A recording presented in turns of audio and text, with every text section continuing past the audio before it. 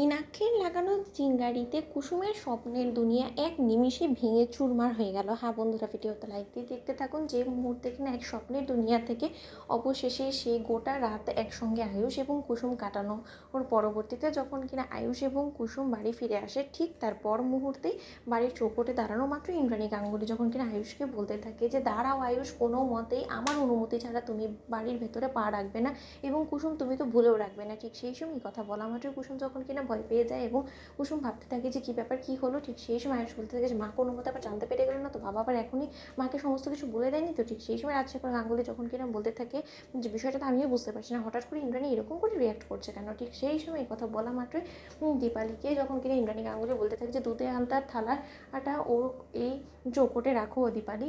ঠিক তার পর মুহূর্তেই মীনাক্ষীকে যখন কিনা ইন্দ্রাণী গাঙ্গুলি বলতে থাকতে ছোটো বরণ ডালাটা নিয়ে আয়। ঠিক সেই সময় বরণ ডালা, দুধে আলতা, শাড়ি পাতা সমস্ত কিছু দেখা মাত্রই আয়ুষ চমকে ওঠে এবং আয়ুষ বলতে থাকে যে মা এই সমস্ত কিছু তো খুব সম্ভবত অনুশ্রীকে যখন কিনা তুমি এই ঘরে এ বাড়িতে বরণ করেছিল তখন তুমি করেছিলে, তাহলে এই সমস্ত রিচুয়াল এখন কেন করছো তুমি বলো তো। ঠিক সেই সময় মীনাক্ষী যখন বলতে থাকে যে বাড়ি গাঙ্গুলি বাড়ির বড় বউ, বাড়ির লক্ষ্মী পা রাখতে চলেছে গাঙ্গুলি হাউসে, তাকে সাদরে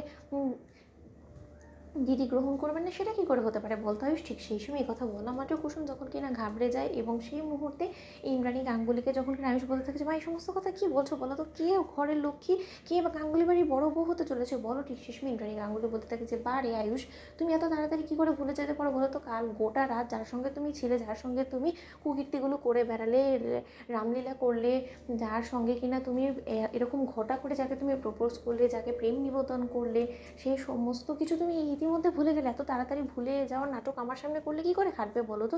আর যাই হোক না কেন, তুমি যখন পরিবারের সমস্ত লোকেদের বিরুদ্ধে গিয়ে হলো কুসুমকে এবারে বউ করেই আনবে, এবং সেটা যখন তুমি কুসুমকে প্রতিশ্রুতি দিয়েই ফেলেছো, তাহলে আমি আর বাধা দেওয়ার কী হই বলো তো। আমি তো তোমার জীবনে কোনো রকম কোনো মূল্যই রাখি না, তার জন্যই আমি কুসুমকে ঘটা করে বরণ করে ঘরে তুলছি। এবার শুধু সিঁদুরদানের মধ্যে দিয়ে তুমি কুসুমকে নিজের স্ত্রী হিসেবে গ্রহণ করে নাও, তাই না।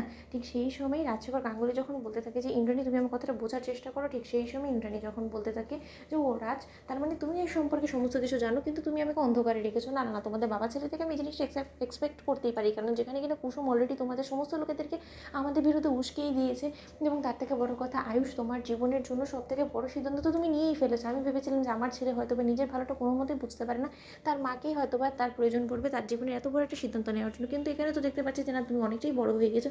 তা বেশ, তো ভালোই হয়েছে। তা কুসুম, তুমি তোমার বাবাকে এই সম্পর্কে জানাওনি? দাঁড়াও আমি এক্ষুনি জানাচ্ছি। ঠিক সেই সময় শঙ্কর যখন কিনা সেখানে এসে বলতে থাকে যে কোথাও নির্লজ্জ বেহায়া মেয়ে, কোথাও তো লজ্জা করো না, পরপুরুষের সঙ্গে গোটা রাত কালকে কাটিয়ে এলি। তো বন্ধুরা, ভিডিওটি ভালো লাগতে লাইক এবং শেয়ার করে সাবস্ক্রাইব করতে ভুলো না।